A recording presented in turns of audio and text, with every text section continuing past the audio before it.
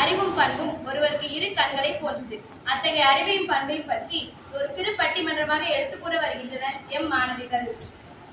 செந்நமிழே நறுந்தேனே செகம் போற்றும் செம்மொழியே முத்தமிழ் சொல்லெடுத்து நற்றமிழ் பட்டிமண்டபத்தின் நடுவராக நான் வந்துள்ளேன். வணக்கம். தித்திக்கும் தென்தமிழ் எத்திக்கும் புகழ் பரப்பும் வித்தக கவிதையால் பெரிதும் தேவை அறிவா பண்பா என பாட வருகின்றனர் பாராட்டுக்குரிய நால்வர். தனித்துவ மிக்க இன்சுவை சொல்லலைக்கு சலிமா அருமையான அருளப்பன் ஒப்பற்ற மதியொலி முதல் கவிதை முத்தாய் பாட இனிதே அழைக்கிறேன் இன்சுவையை.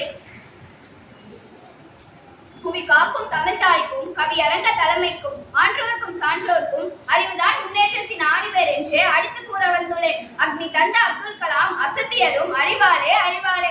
அறிவின் துணை கொண்டு 1000 கண்டுபிடிப்பார் தாமஸ் ஆல்வா எடிசனும் ஆள்கிறார் அறிவாலே. அறிவு மிகு மனிதனாக அகிலத்தில் உயர்ந்து நின்றால் அத்தனையும் நம் கையில் என்று கூறி விடைபெறுகிறேன். இன்சுவையின் கவிதை அறிவாயுதம். அடுத்து மிளிரும் கவிதையுடன் மதியொலி கவி பாட வருகிறார். அகிலம் எல்லாம் பண்புதான் வெற்றிப்படி என்று வரை சாற்ற வந்துள்ளேன். நற்பண்பு புகுந்துவிட்டால் நாவினிலே இனிமை வரும்.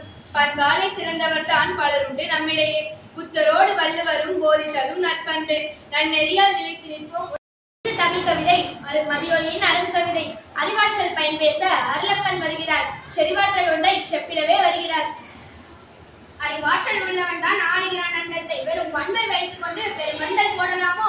நீ கூறும் பண்பில் தான் வயிறு நிறைந்து விடுமோ? நல்லவன் இருந்தால் நாடென்ன முன்னேறுமோ? வல்லவன் வகுத்ததென்றே பலமான இவ்வுலகு. தூண் போன்ற அறிவேதான் வான்முகத்தை தொட்டிடுமே. பண்பின் பெருஞ்சிறப்பை பொழிந்திடவே வருகிறார் சொல்லலைக்கு சலிமா.